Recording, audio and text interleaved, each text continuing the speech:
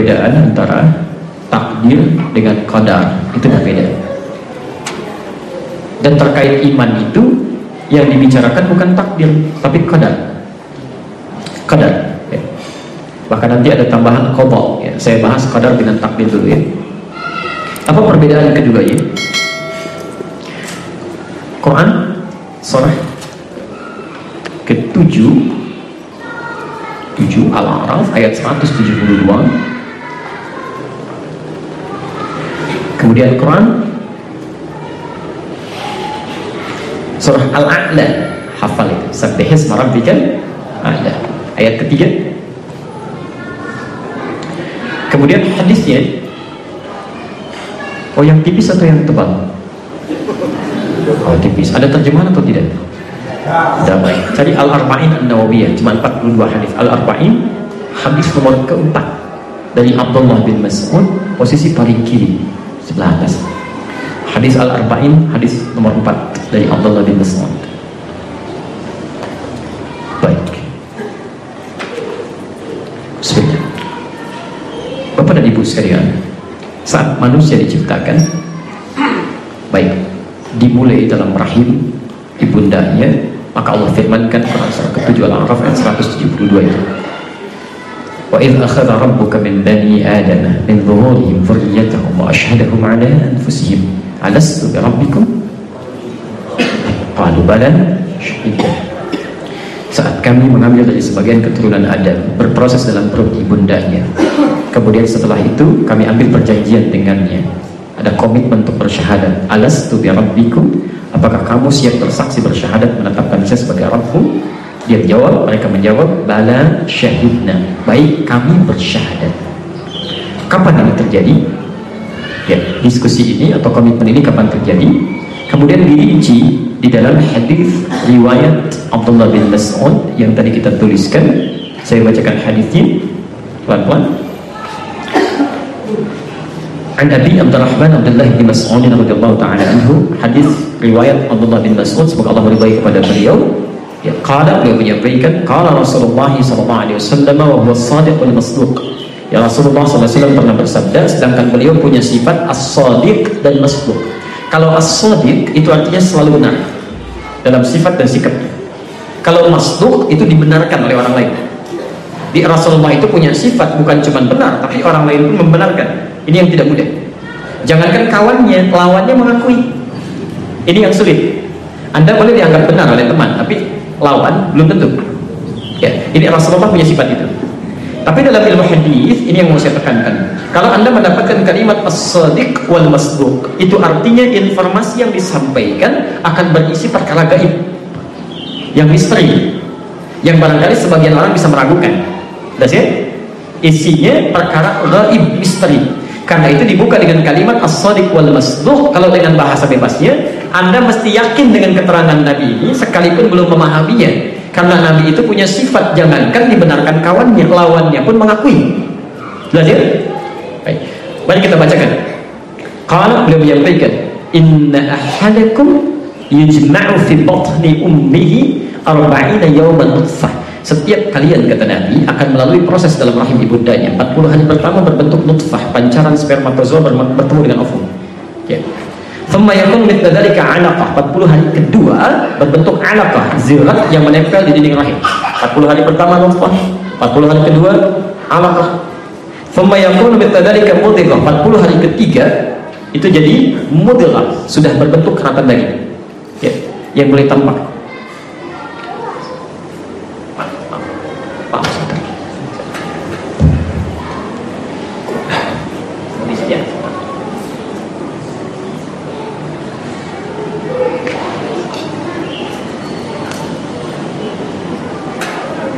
Maaf ya, saya teruskan dulu. Baik, sudah? Saya teruskan sebentar. Jadi 40 hari pertama apa? Nutfah. 40 hari kedua? Alaqah. Halo, kenapa wajahnya begini? 40 hari ketiga? Baik, mudghah. Baik, 40 hari ketiga. Berarti usianya berapa? 120. Berapa bulan? 4 bulan. Nah, sekarang dalam usia 4 bulan ini, thumma yursalu ilaihil malak. kemudian diutus malaikat. Jadi dalam usia 4 bulan dalam kandungan ibundanya itu Allah sudah menugaskan malaikat untuk diutus, ya. Apa tugasnya? Yudfakhu ilaihi roh. Maka ditugaskan oleh Allah Subhanahu wa taala untuk mulai meniupkan roh dalam kandungan itu. Jadi kalau usia sudah 4 bulan itu roh sudah muncul, sudah ada, sudah masuk. Jelas di sini? Hati-hati kalau kandungan sudah 4 bulan, maka perilaku kedua orang tua itu mesti menjaga diri dengan baik. Karena tidak hanya terkait dengan diri pribadi orang tuanya, itu ke anak itu juga berpengaruh. Kami sudah diskusi dengan para dokter-dokter ya yang SPOG itu, ahli kebidanan dan sebagainya. Ya, itu Masya Allah, ahli kandungan ya, di kandungan itu disampaikan ternyata pengaruh orang tua kalau sudah janin 4 bulan ke atas, itu pengaruh perilaku orang tua berdampak pada janin. Jadi kalau orang tua berperilaku baik, maka ke janin pun akan baik. Tapi kalau berperilaku buruk, maka itu pun berdampak pada pengaruh janinnya. Itu pernah dicek dan diuji cobakan. Dan hebatnya, kalau sering membacakan Al-Quran, diperdengarkan, itu dampak kebaikannya luar biasa. Pernah di Malaysia yang dibacakan Al-Quran, tiba-tiba itu pergerakannya direkam 4 dimensi, itu sujud gitu, berubah posisinya dan cenderung lebih tenang, ya, cenderung lebih tenang. Baik. Yang paling menarik, setelah itu wayu bikat bi arba'in, diperintahkan untuk menetapkan 4 hal. 4 hal. Apa itu? Ini kaitan dengan kita. 1, bikat bi rizqi, ditetapkan rizkinya. Rizki. Apa itu rizki? Halo? Gak usah ngarang ya, nanti kita jelaskan. Pelajaran mengarang hanya ada dalam bahasa Indonesia ya, sekarang tidak. 2, wa ajali, ajalnya. 3, wa amali, perbuatannya, perilakunya.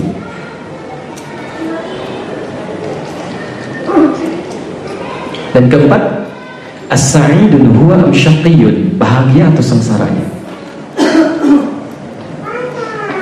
Bahagia atau sengsaranya. Sudah? Sekarang saya jabarkan dulu ini. 2 pertama, masih ingat 2 pertama tadi apa? 1 apa? Rizki, kedua ajal. Ini yang disebut dengan qadar. Tolong kasih tanda, ini qadar namanya. Qadar. 2 terakhir perbuatan, satu lagi apa? Bahagia atau sengsara, kan? Bahagia atau sengsara itu yang disebut dengan takdir. Maka ini ditetapkan oleh Allah Subhanahu wa taala sebelum kita terlahir. Ya, jadi ada qadar, ada takdir. Diungkapkan keduanya dengan kalimat kata kerja qaddar. Ya, di surah Al-A'la tadi ayat yang ketiga. Subbihisma rabbikal a'la alladzi khalaqa fasawwa, sudah sempurna kemudian dalam janinnya itu, dalam rahim ibundanya, walladzi qaddara fahada. Qaddara, menetapkan qadar dan takdirnya. Jelas di sini? Baik, apa itu qadar, apa itu takdir? Kita mulai di inti bahasannya. Qadar adalah ketetapan Allah. Ketetapan Allah pada setiap hamba,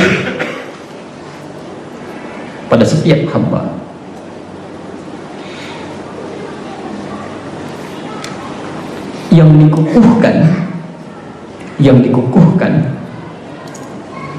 sejak dalam masa kandungan,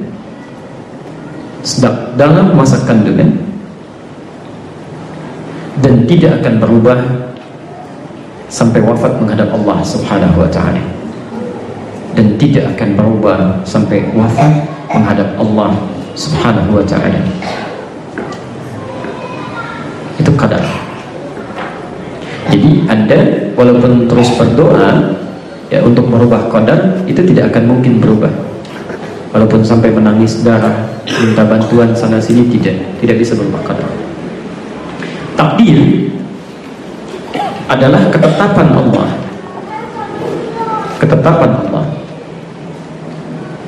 Yang dikukuhkan, ketetapan Allah yang dikukuhkan berdasar ikhtiar makhluk, ya, berdasar ikhtiar makhluk. Jadi ada usaha dulu di sini, ya, itu takdir. Jadi kalau qadar tidak ada peran ikhtiar. Anda berikhtiar pun tidak akan merubah qadar. Tapi kalau takdir akan ditentukan oleh ikhtiar kita. Jadi begitu Allah berikan dua jalan, ini ya, kerjakan ini, resikonya begini. Kerjakan ini, gambarannya seperti ini. Lalu Anda memilih. Ketika Anda memilih, kemudian Anda pilih itu, di situ Allah tetapkan takdirnya. Jelas? Sekarang kita mulai dari qadar. Qadar, seperti pernah tadi dijelaskan, bahwa ketetapan Allah yang dikukuhkan sejak dalam alam kandungan dan tidak akan berubah sampai wafat menghadap Allah Subhanahu wa taala. Dicontohkan di hadis ini dua. Ya, contohnya dua di hadis ini, belum hadis yang lainnya. Satu disebutkan ya, rizqi, kedua ajal. Ya, saya mulai contoh ajal dulu lah, yang paling mudah ya. Ajal. Apa itu ajal? Belum? Oh, udah banyak ya. Kita tanyakan pada Al-Quran. Quran surah ke-7 ayat 34. Quran surah 7 Al-A'raf ayat 34. Wa likulli ummatin ajal. Wa idza jaa ajaluhum la yastakhiruna sa'atan wa la yastaqdimun. Ajal. Baik. Ajal secara singkat adalah batas usia yang ditetapkan. Batas usia yang ditetapkan. Ya. Jadi misal usia standar Nabi bisa usia 63 tahun. Ini standar Nabi. Hati-hati yang lebih daripada ini ya. Itu bonus itu. Baik. Ataupun yang di bawah ini, karena belum tentu menjamin. Awas, hati-hati. Wafat itu, teori meninggal tidak harus sampai dengan tua. Karena banyak anak yang muda pun bisa kembali kepada Allah lebih cepat. Tidak harus sakit. Banyak di rumah sakit tuh yang masih sehat tertawa sampai hari ini. Tapi yang merasa sehat ternyata lebih cepat pulang duluan. Hati-hati ya. Jangan pernah berkata, ya wajar mungkin ya, sudah bau tanah. Itu bau tanah, Anda bau kuburan. Jadi ini disebut ajal. Allah sampaikan, fa idza jaa ajaluhum, kalau sudah sampai ajalnya ini, la yastakhiruna sa'atan wa la yastaqdimun. Enggak bisa Anda ingin diundur, ya Allah tolong, ya Allah beri kesempatan sedikit saja. Tidak. Atau ya Allah mohon, ya Allah saya sudah cukup kayaknya, bosan saya dengan dunia, wafatkan saya sekarang. Tidak. Jadi begitu pas waktunya tiba, seketika baru akan ditetapkan. Tidak peduli sesoleh apapun orang itu. Malaikat maut itu kalau surah 32 itu ayat 11 posisi paling kanan sebelah bawah, kalau sudah tiba waktunya dia akan datang. Ya, qul yatawaffakum mautil ladzi wukkila bikum. Katakan Muhammad, kami akan utus malaikat maut yang kami wakilkan pada dia untuk mencabut roh. Kapan? Saat tiba waktunya. Ya. Dan malaikat juga pas, tidak akan maju, tidak akan mundur. Ya. Saudari sekarang sedang menerangkan, silahkan saya beri kesempatan. Saya ke Pak Surya aja dulu misalnya, nggak bisa. Kalau saya, ya beliau ya beliau. Jelas? Ini ajal. Jadi ajal tidak akan bisa dipengaruhi oleh apapun. Nah, tugas kita, awas, bukan untuk menyimpulkan kapan wafat, itu keliru. Jadi jangan pernah Anda menyimpulkan seseorang akan wafat sekian, mungkin usianya sekian. Itu keliru, memikirkan sesuatu yang tidak ada manfaatnya. Ingat, ada ungkapan dalam bahasa Arab, jangan pikirkan sesuatu yang sudah diatur, buang-buang energi. Sesuatu yang sudah ditetapkan bukan untuk difikirkan, tapi menyiapkan apa yang kita siapkan untuk menuju itu poinnya. Ya. Jadi ketika Allah menetapkan ajal misalnya, ditetapkan oleh Allah kapan dan sifatnya dirahasiakan. Sifat qadar itu dirahasiakan, rahasia, gaib sifatnya. Ya. Karena sudah dirahasiakan, jangan mencoba untuk mengungkap kapan rahasia ini terbuka. Bisa terjadi, nggak ada kerjaan, buang-buang waktu. Jadi jangan pernah katakan, wah nampaknya sudah semakin begini kondisi di rumah sakitnya, itu kan? Mungkin gak apa-apa lah, lebih cepat lebih baik. Tiba-tiba yang bicara begitu meninggal duluan. Bisa kejadian. Tidak sedikit dokter yang mengobati pasien sekarat, dokternya meninggal duluan. Ya, jadi jangan pernah menyimpulkan kematian. Bisa datang pada siapa saja. Jelas ya? Pernah ada seorang ibu yang mau melahirkan. Ayahnya menemani di rumah sakit. Qadar Allah, ketika ibunya ini sedang melahirkan, ya dalam proses ada yang ketinggalan di rumah. Ya, perhatikan bagaimana malaikat maut mengintai sejak di rumah sakit. Baik, yang proses berjuang dengan kematian siapa? Istrinya, kan? Suami pulang ke rumah, ada yang tertinggal, ditemani oleh anaknya. Apa yang terjadi? Malaikat maut tidak diam di rumah sakit, ternyata ikut ke rumah. Betul. Ya, dalam tanda petik ya, jangan dibayangkan apa-apa, bukan. Saya ingin ilustrasikan sesuatu yang mudah ditangkap. Begitu sampai ke rumah, sudah disiapkan koper semuanya, ayahnya terpeleset. jatuh, meninggal. Orang menduga yang berjuang dengan kematian itu istrinya, tapi yang meninggal suaminya. Jadi kita suatu saat pun pasti akan dihadapkan pada situasi ini. Dirahasiakan oleh Allah, liyabluwakum ayyuhum ahsanu amala, untuk menguji bagaimana kita menyiapkan fase ini supaya saat datang keadaan kita baik gitu. Ini poinnya. Jelas ya? Dan itu rahasianya, makanya kenapa tidak ditampakkan. Kalau ditampakkan Pak, Masya Allah ya, malas kita beraktivitas. Insya Allah ya, Pak Asep akan meninggal besok Insya Allah malam jam 8 lewat 8 menit, jam 8 detik ya. Disiap-siap saja dari sekarang. Masya Allah, di masjid aja begini, gak mau keluar. Pak, besok sudah waktunya kerja. Aduh, yang lain-lainnya saya siap-siap dulu. Gak minat, kasih makan, gak mau gitu kan. Ibadah dikit aja, kan capek hidup ini. Jelas ya? Maka dari itu, bagaimana cara kita menyikapi ajal termasuk dari kadar ini? Maka disebutkan oleh Allah bahasanya dengan kata umur. Kalau umur itu asalnya bukan usianya Pak, bukan usianya. Umur itu punya beberapa makna dalam bahasa Arab. Satu, sesuatu yang bermanfaat. Baik, pernah dengar kata makmur? Memakmurkan masjid kan?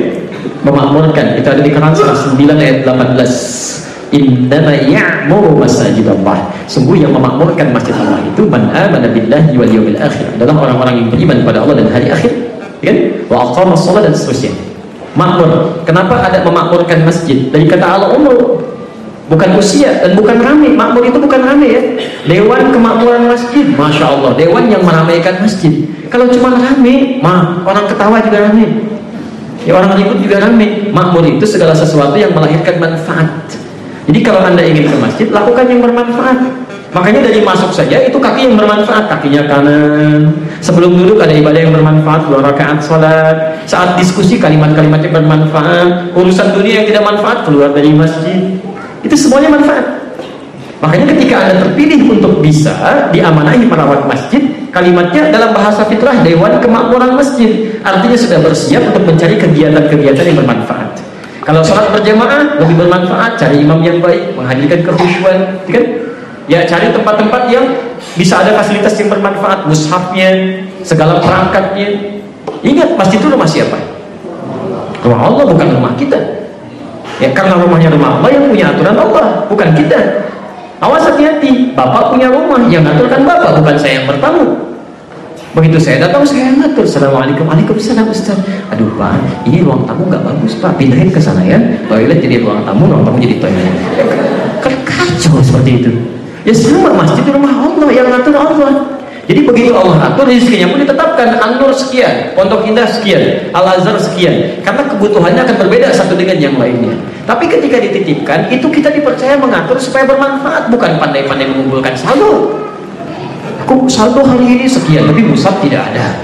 Kan? Karpet tidak pernah diganti, penerangan tidak ada, adzan nggak kedengaran, kan? Sementara saldo dikumpul-kumpulkan, nggak ada manfaatnya. Nah, lebih jauh lagi, usia kita mengisi ajal disebut dengan umur. Artinya sepanjang masih ada usia, gunakan untuk bermanfaat. Ini lisan, sepanjang masih bisa bicara, gunakan yang bermanfaat. Kalau nggak bisa, pilihannya cuma satu, diam.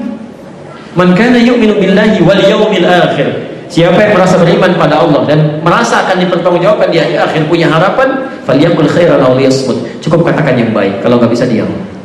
Pilihan cuma 2. Kalau nggak baik, diam. Kalau tidak ada yang tidak baik, diam, sudah. Nggak ada pilihan kata-kata yang tidak baik. Mata juga begitu, telinga begitu. Apa fungsi mata? Tuh kan, melihat yang baik-baik. Bukan cuma melihat. Apa fungsi telinga? Sudah, ini turunkan dalam kehidupan. Nah, itulah ajal. Di qadar itu, pertama, ketika dirahasiakan oleh Allah untuk memotivasi kita meningkatkan kebaikan-kebaikan. Kedua, rizki, dan saya berhenti di sini. Rizki, nikmat kehidupan. Nikmat kehidupan. Rizki itu bukan cuma harta yang dicari ya, tapi ketenangan itu bagian dari rizki. Keturunan itu bagian dari rizki. Banyak rizki itu, dan nikmat kehidupan. Dan kadang-kadang pada umumnya sesuatu kenikmatan yang jarang dipegang itu kadang dalam beberapa hal lebih menentukan daripada nikmat yang dikumpulkan. Anda cari harta sampai kaya gitu kan, Masya Allah, tapi juga tidak mendapatkan ketenangan. Nikmat yang kedua itu tidak tentram hidupnya. Silakan pilih mana, kaya tapi gelisah atau miskin tapi tenang, dan tidak ada pilihan ketiga, dan tidak boleh maksa. Tidak mudah ya. Nah, itulah nikmat. Nah, rezeki ini itu pun oleh Allah masuk pada bagian kadar, ditempatkan kadar bukan takdir. Jelas ya? Diatur oleh Allah, kadarnya sesuai dengan kemaslahatan hidup kita. Ini poin yang harus Anda tangkap. Sesuai dengan kebutuhan hidup kita, bukan sesuai keinginan kita. Ingat betul ini. Jadi ajal disandingkan dengan rezeki teori. Jadi rezeki ini diberikan oleh Allah sesuai dengan kebutuhan hidup. Yang dengan bekal ini hidup kita bisa lebih bermanfaat jadi ibadah. Jadi si fulan dengan yang lainnya itu bisa beda-beda. Karena menurut Allah si fulan cukup bekalnya misalnya, maaf, ini 100 juta aja. Karena dengan 100 juta ini potensi ibadahnya bisa maksimal. Kalau diberikan lebih, ini bisa lewat nih, bisa kelebihan, ada bisa sombong, bisa macam-macam dan sebagainya. Ya, si fulan misalnya 100 miliar, masya Allah, rizkinya. Ingat ya, karena teori rizki bersanding dengan ajal, ini artinya rizki kalau sudah dicukupkan oleh Allah Subhanahu Wa Taala, maka berhenti kehidupan kita. Tidak ada manusia yang akan wafat sebelum rizkinya tercukupi. Dan di sini, di sepanjang Anda masih hidup, rizkinya pasti ada. Cuma dirahasiakan oleh Allah, satu supaya semangat untuk mencarinya, yang kedua supaya cukup itu digunakan sebagai bekal ibadah. Ya. Nah, saya turunkan beberapa pembahasannya. Lihat cabang pembahasannya. Cabangnya lihat, satu, sama sifatnya rahasia. Dirahasiakan. Dampaknya supaya memberikan motivasi kepada kita untuk semangat mencarinya. Coba kalau ditampilkan. Rizki Pak Surya 1 miliar. Maaf saya yang kena Pak Surya ini pas di depan mata ini. Mohon izin contoh selanjutnya Mas Eko lah ya. Baik. Rizki Pak Surya 1 miliar. Hari ini sudah diambil 999.999.000 rupiah. Tinggal berapa? 1.000. Baik. Kalau dikasih tahu rizkinya segitu, tinggal 1.000, dan tahu kalau rizki diberikan meninggal, nggak enak juga. Baik, kasih makan. Saya nanti aja lah. Karena tahu kalau diambil sebagian suap meninggal, 1.000 lagi kan, kasih minum nanti aja. Begitu sudah nunggu lemas tuh kan, masya Allah udah lemas, kasih minum nggak sadar, begitu minum berapa sedot 1.000 meninggal. Selesai. Jadi ini ditambahkan oleh Allah menjadi rahasia gaib supaya kita semangat mencari. Yang kedua, ini poin penting. Semua makhluk yang hidup ternyata oleh Allah itu sudah ditentukan rezekinya, kadar ditentukan sesuai kebutuhan ibadahnya. Jadi tidak ada makhluk yang tidak mendapatkan rezeki. Saya tanya sebentar. Harta yang dicarilah. Kalau rezekinya banyak, masya Allah, disebut apa? Orang kaya. Baik. Apa lawan kaya? Miskin. Tuh. Baik. Apa lawan tertawa? Menangis. Apa lawannya hidup? Mati. Baik ya, tadi saya sudah tanyakan, cek lagi. Apa lawan hidup? Mati. Lawan tertawa? Menangis. Lawannya kaya? Miskin. Baik. Quran surah 53. Kita cek jawaban Qurannya betul atau tidak. Quran surah 53 ayat 43, ayat 43, ayat 44 dan ayat 48. Ayat 43, ayat 44, ayat 48. Yuk kita cek. 1. Wa annahu huwa amata wa ahya. Dialah Allah yang mematikan dan menghidupkan. Anda benar? Oke. Tadi Anda benar. Hidup, lawannya mati. Wa annahu huwa adhaka wa abka. Dialah Allah yang menjadikan seorang bisa tertawa dan bisa menangis. Tawa, masya Allah. Lawannya nangis. Benar. Tapi ayat 48 yang tadi dijawab, wa annahu huwa aghna wa aqna. Dialah Allah yang menjadikan seseorang kaya. Lawannya apa? Bukan miskin ternyata, tapi cukup. Masya Allah. Cukup. Jadi ketika Allah menciptakan kita diberikan rezeki, tidak ada yang miskin, Pak. Kita diciptakan bukan untuk menjadi orang miskin. Cukup, paling minimal itu. Cukup digunakan untuk bekal kehidupan kita. Yang miskin itu yang tidak pernah merasa cukup. Walaupun tabungan sudah banyak, ya mobil sudah luar biasa, rumah sudah luas, karena nggak pernah merasa cukup, jadi miskin terus. Di Allah itu tidak pernah menciptakan kita untuk jadi miskin. Kalau nggak kaya cukup. Saat seseorang pun merasa miskin dan jadi miskin, Allah turunkan bekal lain untuk menjadi cukup, dikasih zakat. Quran surah 9 ayat ke-60 itu. Innamas shadaqatu lil fuqara wal masakin. Ayo keluar dari kemiskinan, saya berikan modal zakat. Belum cukup juga dengan zakat, berikan infak. Quran surah kedua Al-Baqarah ayat 215, posisi paling kanan sebelah bawah. Yas'alunaka madza yunfiqun qul ma anfaqtum min khairin falil walidaini wal aqrabin wal yatama wal masakin. Kurang juga, berikan sedekah. Ayo kumpulkan lebih banyak lagi. Zakat diberikan, infak diberikan, sedekah sudah diberikan untuk keluar dari kemiskinan. Anda diberikan zakat belum bisa muncul juga.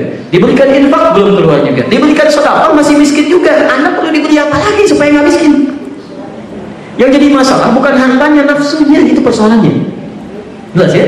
Di Singapura tuh bagus tuh pengelolaan zakatnya itu. Jadi memberikan kail bukan ikannya, melatih, ya, bukan menjadikan tetap dalam koridornya. Jadi persoalan begitu menemukan orang miskin, lihat apa kemampuannya, bakatnya apa, berapa potensi zakat kita. Coba lihat, berikan bimbingan, pendampingan, target setahun, dampingi, tahun depan Anda berzakat, ya, berhasil. Nah ini ada sebagian orang menjadikan kemiskinan sebagai profesi. Ini jadi masalah, terutama saat Ramadan gitu kan, didrop jam 4 subuh, pakai gerobak, jalan kan, dikenal manusia gerobak. Kalau bawa tong itu jadi manusia tong, gitu kan. Nah itu jadi masalah tuh. Ya, jangan ambil lagi. Ini jadi masalah. Ya, jelas di sini. Di pilihan cuma dua. Kalau tidak cukup, nanti kaya. Ayo, untuk pilih yang mana? Cukup atau kaya? Halo? Oh, kan? Ada yang pilih yang ketiga cukup kaya, Ustaz. Ayo. Tapi poinnya cuma ini. Okay? Nah, tapi yang paling penting yang harus kita camkan dari sekarang, pokoknya untuk mendapatkan cukup atau kaya itu, karena sifatnya dirahasiakan, berdasarkan dengan ikhtiar. Tadi sama. Kalau urusan ya anjal ikhtiarnya berbuat kebaikan, kalau urusan rezeki yang mencari. Jadi sekalipun Allah telah tetapkan rezekinya, tetap ada unsur ikhtiar di situ.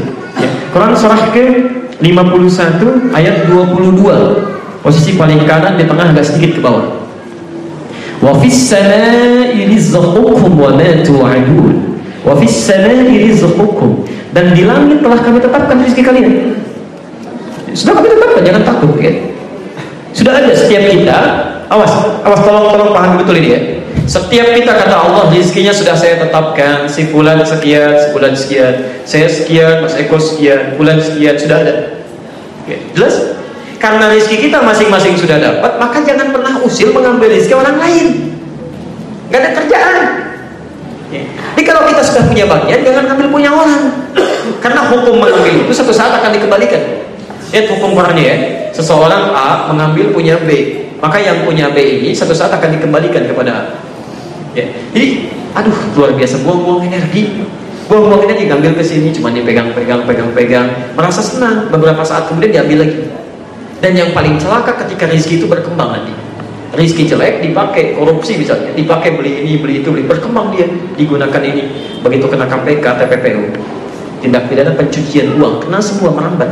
Saking sayangnya Allah cari yang haramnya sampai ketemu, keluarkan dari tubuhnya. Masukkan di isolasi supaya tidak gabung dengan lingkungannya dulu. Maka di isolasi dia pesantren kan, di Sukamiskin misalnya, diberikan pendidikan, didekatkan dengan kebaikan. Anda kalau sudah diisolasi begitu, diberikan kebaikan, belum sadar juga, perlu diapain lagi? Saking sayangnya Allah yang haram sudah dikeluarkan, ditempatkan di sini, kan? Itu poin. Nah, jadi setiap kita sudah punya rezeki yang ditetapkan oleh Allah, ya, wa ma tu'adun, dan dijanjikan akan diberikan. Ya, kalimat ini tidak cukup sampai sini. Ya, tadi rezekinya ada di mana? Ditetapkan di mana? Fis sama, sama itu di mana? Langit, masya Allah. Kita ada di mana sekarang? Oh, kan tanah kusir. Ya, tanah kusir. Bumi kan luas. Ya, Anur bagian tadi apa? Bumi, gitu kan? Baik, tinggal di bumi. Nah, sekarang dia, ya Allah rezekinya di langit, saya di bumi. Bagaimana bisa mendapatkan itu? Maka kemudian Allah turunkan Quran surah kedua Al-Baqarah ayat 29, posisi paling kanan sebelah bawah. Ya, walladzi khalaqalakum ma fil ardi jami'a. Rezeki yang di langit ini kami turunkan ke bumi, dihadirkan. Insyaallah. Dan tumbuh-tumbuhan, makanan macam-macam dan sebagainya. Indonesia itu lebih luar biasa. Eropa yang mengaku maju dan sebagainya, itu itu cuma kebagian bunganya aja. Makanya musimnya musim kembang, musim semi saat tumbuhan mulai berbunga kan, bunga ini bunga itu. Kita kurang apa lagi, kita itu musim buah, musim duren, musim jeruk, musim nangka. Saya belum pernah dengar ada orang sekarang Pak musim kembang duren, musim kembang nangka. Nggak ada, pasti buah. Banyak rezeki di kita turun ciptakan. Ngambil emas, dari emas ditukar jadi macam-macam, jadi bangunan dan sebagainya. Yang jadi masalah sekali lagi, rezeki oleh Allah diturunkan ke bumi, kita tinggal di mana? Bukan, kan sekarang di tanah kusir. Kan? Ada yang di Bekasi, di Jakarta. Bumi itu kan cukup luas. Anda tinggal di tanah kusir, rezekinya berada misalnya di Kalibata, maka Anda mesti bergerak kan? Anda jemput ke Kalibata tuh. Maka diturunkan Quran surah kedua Al-Baqarah ayat 168, posisi paling kanan sebelah bawah itu. Ya ayyuhan nas, semua manusia, kulu mimma fil ardi halalan thayyiban. Silakan dapatkan untuk makan kalian itu, untuk kehidupan. Makan di sini sinektok pas prototo disebutkan sebagian, dimaksudkan keseluruhan. Pak kemana? Mencari sesuap nasi, padahal bukan sesuap kan? Banyak itu sinektok pas prototo. Drikrul ba'dhi yuradu bihil kullu. Disebutkan sebagian, diinginkan semuanya. Maka silakan bergerak, berangkat. Tapi caranya halal dan thayyib. Cari dengan cara yang legal, dapatkan yang terbaik di sini. Baik, ya Allah, saya sholat, dia enggak. Saya puasa, dia enggak. Masa cara mencari rezekinya sama? Baik, untuk orang beriman saya pisahkan kata Allah. Quran surah kedua ayat 172, posisi paling kiri di pertengahan, agak ke atas sedikit. Ya ayyuhalladzina amanu, hai orang-orang telah menyatakan dirinya beriman kepada Allah. Perhatikan kalimatnya. Cara mencari rezeki bagi orang beriman bukan cara standar. Kata Allah, kulu min thayyibati ma razaqnakum. Bandingkan dengan ayat 168. Kata Allah, cari ya yang terbaik yang saya sudah sediakan untuk kalian. Saya sudah sediakan untuk kalian. Kalimat halalnya dibuang di situ. Ketika orang umum mencari halalan thayyibah, tapi orang beriman halalnya dibuang. Kenapa kalimat halalnya dibuang? Kata para ulama tafsir, ketika halal dibuang ini diawali dengan kata iman untuk memberikan kesan bahwa orang beriman itu otomatis imannya akan menuntun dia pada yang halal. Karena itu, maaf, tidak disebutkan lagi halalnya, karena otomatis. Di orang beriman itu tidak akan pernah mikir yang haram. Kalau ada orang kerja mikirkan yang haram, berarti ada yang salah dengan imannya. Nah, kalau Anda sudah bisa seperti itu, kerja aja dengan iman apa yang Allah ridai, sesuai aturan Allah, maka kata Allah, ma razaqnakum, saya jamin bukan dia yang capek bekerja, saya yang akan dekatkan rezeki. Jadi kalau Anda ingin dapatkan rezeki dengan mudah, cari dengan iman. Yang terakhir, itu masih nyari, ada yang terakhir. Sebelum mencari, Allah sudah dekatkan rezekinya. Itu ada di Quran surah ke-7 ayat 96. Ditambah takwa. Dan saya berhenti di sini. Walau anna ahlal qura amanu wattaqau la fatahna 'alaihim barakatin minas sama'. Tadi rezeki dari mana? Di atas. Diturunkan ke mana? Ke bumi. Sekarang perhatikan. Kalau semua penduduk di satu tempat, tanah kusir semuanya, amanu, iman plus taqwa, wattaqau. Cari rezeki tapi jangan tinggalkan sholat berjamaah, tahajud juga, baca Quran juga. Kata Allah, kami jamin, kami buka semua pintu langit dan bumi. La fatahna 'alaihim barakatin minas sama' wal ardh. Kalau sudah pintu langit di bumi, pintu langit dan bumi dibuka oleh Allah, masya Allah, rezeki itu akan mudah datang, bahkan dari sisi yang tidak kita duga. Tiba-tiba datang aja, nggak nyangka ya. Jangan disangka karena rezekinya pun datang dari sisi yang tidak ada sangka-sangka. Jelas ya?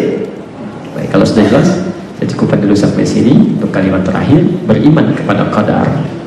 Ya, jadi kalau saya persingkat, artinya kita mesti meyakini dengan segala yang telah diatur oleh Allah Subhanahu wa Ta'ala.